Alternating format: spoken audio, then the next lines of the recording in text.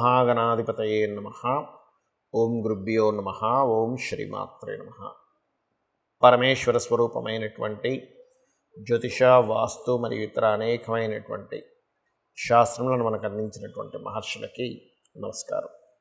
హయగ్రీవ హయగ్రీవ హయగ్రీవేతి యోవధేత్ తస్య నిస్సరతే వాణి జహ్నుకన్యా ప్రవాహవత్. అరుణాం కరుణాతరంగితాక్షీం ధృతపాశాంకుశపుష్పబాణచాపాం అనిమాదిభిరావృతాం మయూకైః అహమిత్యేవ విభావయే భవానీం. శ్రీమాత్రే నమః. ప్రేక్షకులకి ఆ లలితాంబిక అమ్మవారి యొక్క అనుగ్రహం పరిపూర్ణంగా కలగాలని మనస్ఫూర్తిగా కోరుకుంటూ మనం ఈరోజు చెప్పుకోబోయేటువంటి టాపిక్ ఏమిటి అంటే అస్తంగత్వ దోషము అని ఉంటుంది. అది జన్మజాతకంలోనే ఉంటుంది. కాస్త గోచారంలో కనుక ఏదైనా గ్రహం అస్తంగత్వ దోషంలోకి వెళ్ళినప్పుడు ఆ సమయంలో ఏ ఏ లగ్నాల వారు, రాశి కాదంటే ఒకవేళ లగ్నం తెలియకపోతే అప్పుడు రాశి చూసుకోండి, కానీ ఏ లగ్నాల వారు ఏ అంశాలలో జాగ్రత్తగా ఉండాలి. అయితే ఇప్పుడు మనకి ఏ గ్రహం అస్తంగత్వంలో ఉంది, కంబస్ట్ అంటారు దాన్ని ఇంగ్లీష్లో, అంటే శని భగవానుడు అస్తంగత్వంలో ఉన్నాడు. కర్మకారకుడైనటువంటి శని భగవానుడు కనుక అస్తంగత్వ దోషంలో ఉన్నప్పుడు మరి ఏ ఏ లగ్నాల వారికి ఏ విషయాల్లో జాగ్రత్త వహించాలి, ఎటువంటి పరిహార మార్గాలు చేసుకోవాలి, అది ఏ తేదీ వరకు ఉంది అని చెప్పి చూసుకున్నట్లయితే 12వ తేదీ మార్చి వరకు ఉందంటే ఇప్పుడు ఆల్రెడీ ప్రారంభమైంది.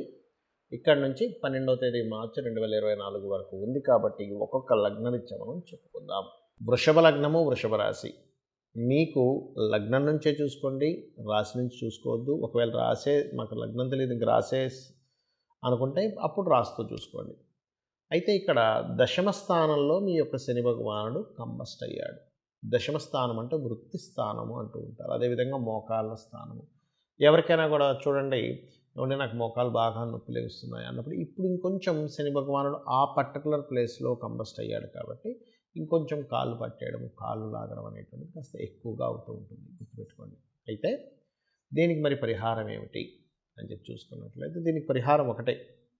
దీన్ని ఖాళీ పాదాలతో, అంటే కొంతమంది అసలు అంటే చెప్పులు వేసుకోకుండా నడుస్తుంటారు, అలా కనుక చేయగలిగితే, నడవగలిగితే కొంత రోజు ఎంతో కొంత మీకున్న ఓపిక బట్టి ఆ దోషం అనేటువంటి తగ్గుతుంది. ఒకటి. రెండవది ఏంటంటే ఉద్యోగ సంబంధించినటువంటి విషయంలో తొందరపాటు నిర్ణయాలు ఈ సమయంలో పర్టికులర్గా మార్చి 12వ తేదీ వరకు తొందరపాటు నిర్ణయాలు పనికిరావు.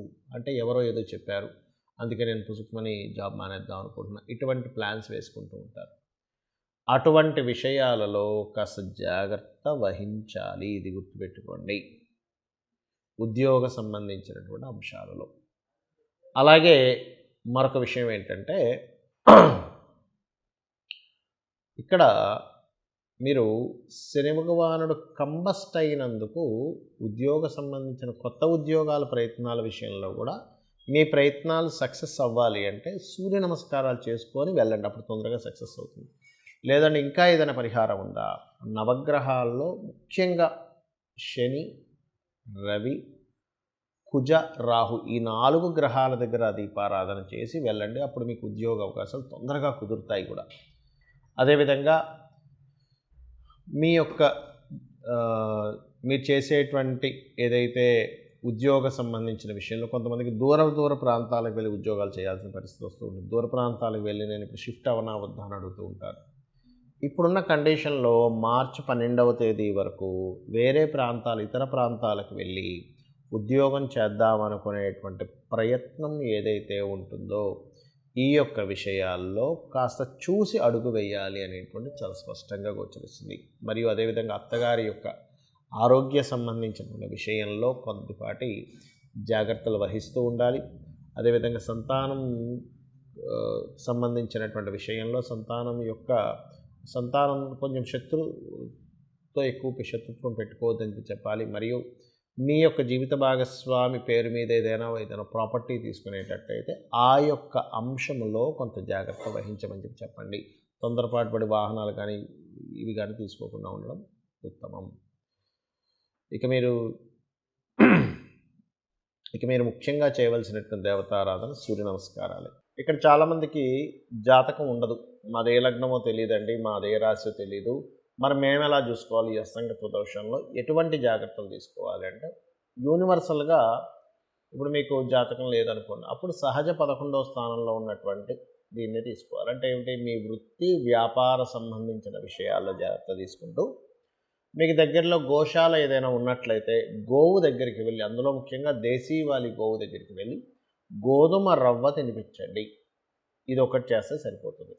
అదేవిధంగా ఆదిత్య హృదయ పఠనం చేయడము, సూర్య నమస్కారం చేసుకోవడం. నాకు మొత్తం ఆదిత్య హృదయం చదవడం రాదండి. చక్కగా ఉదయం నిద్ర లేచిన వెంటనే సూర్యుడు ఉదయిస్తూ ఉంటాడు, మనస్ఫూర్తిగా నమస్కరించుకుంటే కూడా ఈ శని భగవానుడు అస్తంగత్వ దోషం అనేటువంటిది పరిపూర్ణంగా పోతుంది. అదేవిధంగా శనివారాల పొరపాటును కూడా ఇంపార్టెంట్ డెసిషన్స్ కానీ, ఇంపార్టెంట్ చేయడం కానీ, ముహూర్తాలు పెట్టుకోవడం కానీ చేయకండి. ఏదైనా గ్రహం కనుక అస్తంగత్వంలో ఉన్నప్పుడు ఆ రోజులు అంటే శనివారాలు శని హోరలు ఉంటాయి. మీకు ప్లానటరీ టైమ్స్ అని ఒక యాప్ ఉంటుంది. ఆ యాప్ డౌన్లోడ్ చేసుకుంటే మీకు శని హోర ఎప్పుడు వస్తుంది ఏమిటి అనేటువంటిది తెలుస్తుంది. ఇది ఒక జాగ్రత్త తీసుకోండి. అయితే ఇక్కడ ఇది గోచారంలో జరిగేటువంటి కాంబినేషన్, దీని యొక్క ఫలితం ఇది. అయితే ఎందుకంటే 30 సంవత్సరాలకు ఒకసారి మాత్రమే వస్తుంది ఈ కాంబినేషన్ అనేటువంటిది, శని రవి కలిసినటువంటి కుంభరాశిలో. అయితే మరి ఇది ఇలా ఉండగా పర్టికులర్గా మరి దీనికి మనం ఎంతవరకు జాగ్రత్తలు తీసుకోవాలి, ఇంకేదైనా ఉంటుందా అంటే ఒకటే గుర్తుపెట్టుకోండి, మీ జన్మజాతకంలో కనుక బలమైనటువంటి ధనయోగ దశలు నడుస్తున్నా, చక్కటి గృహయోగ దశలు నడుస్తున్నా, మంచి వ్యాపార యోగ దశలు నడుస్తున్నా, నీచభంగ రాజయోగం విపరీత రాజయోగానికి సంబంధించిన దశలు నడుస్తున్నా మీరేం కంగారు పడాల్సిన పని లేదు. ఎందుకంటే మన జన్మజాతకం చాలా ముఖ్యమైనటువంటి అంశం. మనం జన్మించినప్పుడు ఉన్నటువంటి సమయాన్ని, తేదీని, నెలని, సంవత్సరాన్ని, ప్రాంతాన్ని తీసుకొని మనం జన్మించినప్పుడు ఉన్నటువంటి గ్రహస్థితి ఎలా ఉంది అనేటువంటిది తీసుకుంటాం. అంటే గ్రహాలు కనుక జన్మించినప్పుడున్న సమయాన్ని బట్టి మనం పూర్వజన్మలో చేసుకున్నటువంటి కర్మ ఆధారంగా ఈ యొక్క గ్రహాలు అక్కడికి వచ్చి స్థితి పొందుతాయి. అంటే ఆ సమయంలో జన్మించేలాగా శ్రీకృష్ణ పరమాత్మ అంటే ఆ భగవంతుడు మనకు చేస్తాడు. ఆ రకంగా ఒక మంచి కాంబినేషన్లో పుట్టామనుకోండి, గోచారంలో ఎన్ని మార్పులు వచ్చినా లేకపోతే ఎన్ని ఇదవుతున్నా పెద్ద ఎఫెక్ట్ అనేటువంటిది ఏదో కించిత్ ఎఫెక్ట్ మాత్రమే ఉంటుంది. మన జన్మజాతకంలో ఎప్పుడు కూడా మన లగ్నాన్ని బట్టి మన స్థితిగతులు ఏమిటి, మన ధనాధిపతిని బట్టి మనం ఏ మార్గంలో వెళ్తే ధనం మనకు కలుగుతుంది, ఏ సమయంలో మనం ధనాన్ని ఇన్వెస్ట్మెంట్ చేయొచ్చు, ఇన్వెస్ట్మెంట్ చేయకూడదు, ఎవరికైనా ఇవ్వాలంటే ఇవ్వాల్సిన సమయం ఉందా లేదా, అంటే ఇప్పుడు కరెక్ట్ టైమా కాదా, అదేవిధంగా ఒక ప్రాపర్టీ కొనుక్కుంటున్నామంటే ఎప్పుడు కొనుక్కోవాలి, ఏ దిశల్లో కొనుక్కోవాలి, వివాహం విషయాలు కానీ చాలామంది చూడండి వివాహం ఆలస్యం అవుతుందని బాధపడుతుంటారు. కానీ ఆలస్యం అవుతుందని బాధపడటం కంటే కూడా అది ఆ సమయం రాదు. ఆ టైంలో సమయం రానప్పుడు వాళ్ళకి అర్థం కాక అయ్యో మేము ఇప్పుడు చాలా ఇబ్బంది పడిపోతున్నామండి, మాకు సమయం రాలేదని చెప్పి ఇదవుతూ ఉంటారు. కాదు, ఇక్కడ బాగా అర్థం చేసుకోవాల్సిన విషయం ఏంటంటే మీరు సమయం రాకుండా ఒక సూర్యోదయం చూడండి, ఉదయం 6:30కి వస్తుంది, నేను అర్ధరాత్రి 1 గంటకి 2కి 3కి మాటిమాటికి తలుపులు తెరిసే సూర్యోదయం రాలేదంటే బాధ ఎలా బాధపడతామో, వివాహ సమయం ప్రతి వ్యక్తికి 3 నుంచి 5 సార్లు ఉంటుంది. ఆ సమయంలో అవుతుంది, చేయకూడని సమయాలు ఉంటాయి, అది మీ పర్సనల్ చార్ట్లో ఉంటుంది. అలాగే వివాహమే కాకుండా విదేశాలకు వెళ్ళేటువంటి యోగం కావచ్చు, వ్యాపారాల్లో రాణించేటువంటి సమయం కావచ్చు, ఏ వ్యాపారం యోగిస్తుందనేటువంటి విషయాలు కావచ్చు, లైఫ్లో టర్నింగ్ పాయింట్స్ కావచ్చు, ఏ నెలల్లో ఎటువంటి జాగ్రత్తలు తీసుకోవాలనేటువంటి విషయాలు కావచ్చు, అన్నీ కూడా మీ యొక్క జన్మజాతకంలో ఉంటుంది, గుర్తుపెట్టుకోండి. ఇక ఇవన్నీ ఒక ఎత్తు అయితే ఇక్కడ మనకి జాతకం లేదు, ఏమీ లేదు, కానీ జాతకం భయంకరంగా ఉందని తెలిసింది పోని, ఒకటే గుర్తుపెట్టుకోండి, అమ్మవారి యొక్క ఆరాధన కనుక మీరు చేయగలిగితే ఎటువంటి దోషములు ఉన్నా మీ జన్మజాతకంలో ఖచ్చితంగా అవన్నీ కూడా పక్కకు పోయి అమ్మవారు రక్షిస్తుంది, గుర్తుపెట్టుకోండి. ఇవన్నీ ఏం పెట్టుకోకండి మైండ్లో. అయితే మీకు ఇక్కడ సందేహం కలగొచ్చేవండి, మరి మనకి జన్మజాతకంలోనే మొత్తము ఉంటే మనం ఈ గోచార ఫలితాలని, ఈ అస్తంగత్వ దోషాలు ఇవన్నీ చెప్పుకుంటున్నాము అంటే మనిషి యొక్క జీవితం 2 రకాలుగా డిజైన్ చేయబడుతుంది. ఒకటి మన నిర్ణయాలు, మనం తీసుకునే స్టెప్స్, మనం తీసుకునే నిర్ణయాలు, మన ఆలోచనలతో ఒకటి ఉంటే, మన ఆలోచనలతోని మన నిర్ణయాలతో సంబంధం లేకుండా బయట మార్కెట్ కానీ గోచారం కానీ నడుస్తూ ఉంటాయి. అంటే అలాగా చూడండి, ఒక వ్యక్తి మొన్న ఒక 3.5-4 ఏళ్ల క్రితం మనకు కరోనా వచ్చింది. అసలు ఎవరు ఊహించలేదు, ఏదో పెట్టాడు అట్లాగా, ఒక షాప్ ఏదో పెట్టుకున్నాడు, సడన్గా కరోనా వచ్చింది, మూసేయాల్సి వచ్చింది. ఎంత ప్లానింగ్ చేసుకున్నా ఏం చేసుకున్నా కూడా బయట ఉండే వాతావరణం మారిపోయింది. లేదా ఒక వ్యక్తి ఒక ఈవెంట్ అనుకున్నాడు, సడన్గా వర్షం పడింది. అంటే ఏమిటి, మీకు సంబంధం లేకుండా అలా ఉంటుంది. లేదా ఒక ప్రదేశానికి వెళ్దాం అనుకున్నాం, ట్రాఫిక్ ఎక్కువైపోయి జామ్ అయిపోయి మీరు వెళ్ళవలసిన సమయం కంటే ఒక అరగంట గంట లేట్ అయింది అంటే ఏమిటి మీ చేతుల్లో లేదు అది కొన్ని. అయితే గోచార గ్రహాలు ఏం చెప్తాయంటే ప్రజెంట్ కండిషన్ ఇలా ఉంది, ఇలా జరగబోతుంది, సో నీ ప్లాన్స్ని ఇలా ప్లాన్ చేసుకో. గోచారంలో ఇక ధనం మీదకి ఈ గ్రహం వచ్చింది, గోచారంలో గృహం మీదకి ఈ గ్రహం వచ్చింది, గోచారంలో వివాహ సమయం సంబంధమైనటువంటి వాటికి ఈ గ్రహం వచ్చింది కాబట్టి నువ్వు ఈ పరిహార మార్గం చేసుకో అనేటువంటిదే గోచార ఫలితాలు.